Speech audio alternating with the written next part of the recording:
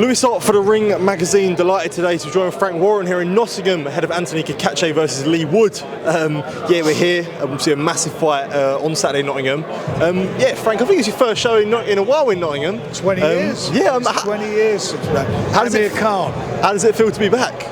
It's great, especially if we're nigh on sold out. That's really good. Yeah. And we got a great fight, fabulous fight, real competitive fight, two true warriors, all on the line. Everything's on the line on Saturday.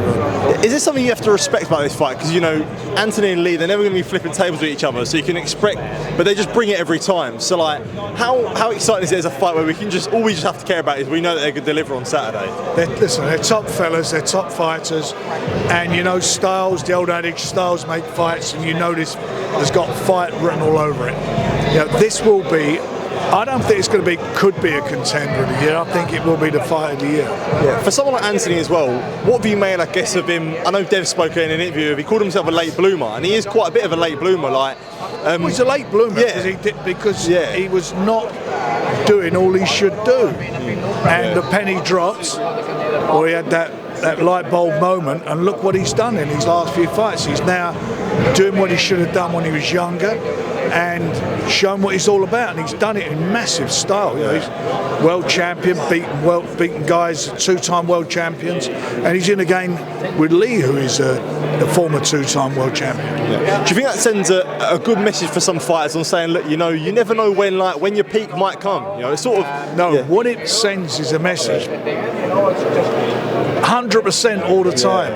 Yeah. And it happens earlier. Yeah. Look, I love him dearly. He's and Leigh, what a top bloke they are. They're just the atmosphere in here.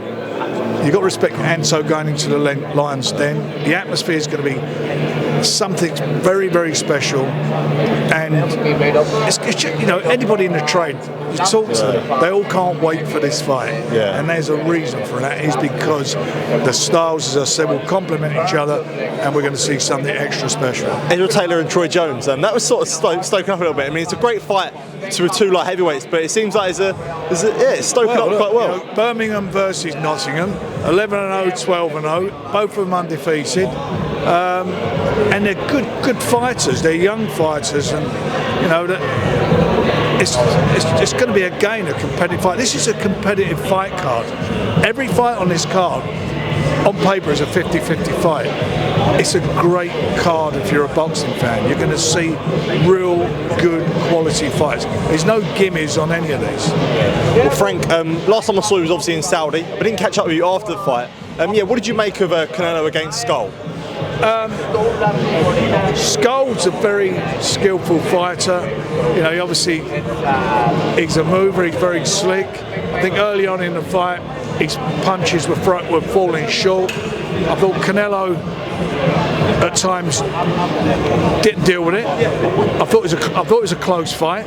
And what's interesting for me now is I think it makes the Crawford fight more competitive. Yeah, that's what I was going to ask you. But before that, when you have a fight like we did on Saturday and it plays out, who's to blame? Is it Scull for being sort of a bit negative, Canelo for pressing? When you go to fight, you're not going to stand in front of someone and let him hit you. That was his skill set. That's what it was.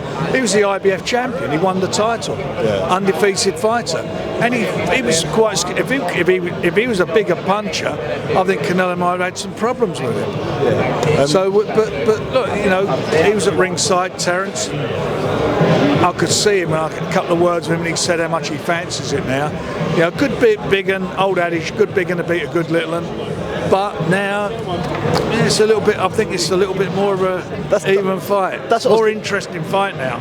Because when they faced off, height-wise, there's not much difference. I know size and the body structure. It's weight and so forth. Yeah. But do you think, when it comes to sort of the big man and little man, but do you think Crawford is an anomaly because he is so good? Right. He's going to have to be good because he's with another good fighter. But if you're a little bit slick, you can give Canelo problems. I've seen that. I'd love to see him in. If he comes through Berlanga, Sheeraz. If Hamza comes through Berlanga, I'm telling you now, that would be a good fight. What did you make of Martin Bakole's performance against F.A. Ajagba? When I think of him, I thought he got beat. Obviously, I spoke to Billy Nelson after, and he said that a main factor was the weight. He spoke about he's now going to bring in the S&C and a nutritionist. Yeah, what do you make of that? Do you think, look, for someone like that, look, it should be being done before? I don't. Look, Bill does what he's got to do. He bangs the drum for his man. I've never bought into it. Yeah. I've said it, and I'm not being half the time. I've never seen anything that, for me, is seen to give him that tag as the bogeyman of boxing. For me, it would always be a hard sell because no one knew him. Yeah. And I take my hat off to him how he stepped up to go in for Joe Parker, and as a result of that, he got that fight again. But he was fortunate to get through it. But what was he, a stone over, 14 pounds over his previous weight? Yeah, it was so for a heavyweight. It's not huge. 300 pounds. Yeah, but he's a big guy. He's a big lump, and that's it.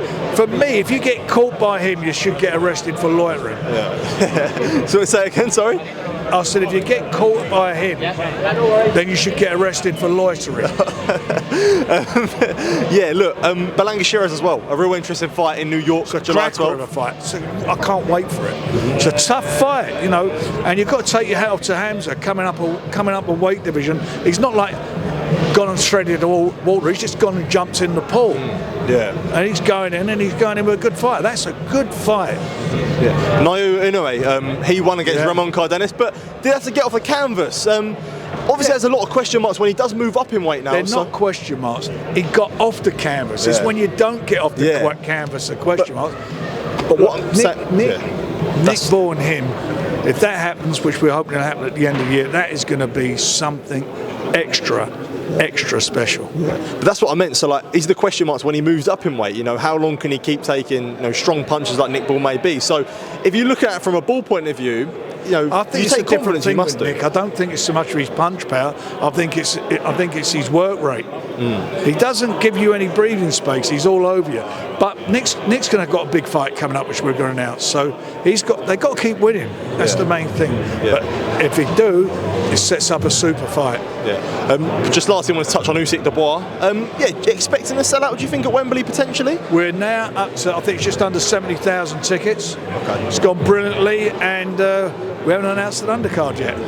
Do you think Usyk's rattled by Dubois? I know you previously touched on it. I don't think he was as comfortable as he's been in previous press conferences. And he should be rattled. Look, he knows he can hurt him. And I was quite interested to watch that thing on Piers Morgan. Where it's on the Piers Morgan, where you got a real definitive look at that punch. And it, to me, took everything away from it. Yeah. You could see where it landed. And the point I'm making about that, it shows that he can hurt him. He knows he can hurt him. But he's a great fighter, Oleksandr. I've got tremendous respect for him, and it's going to be a real unbelievable night. It's going to be a fabulous night. Good stuff, Frank. Always a pleasure. Appreciate you taking time to speak to me. Take care, mate. Thank you.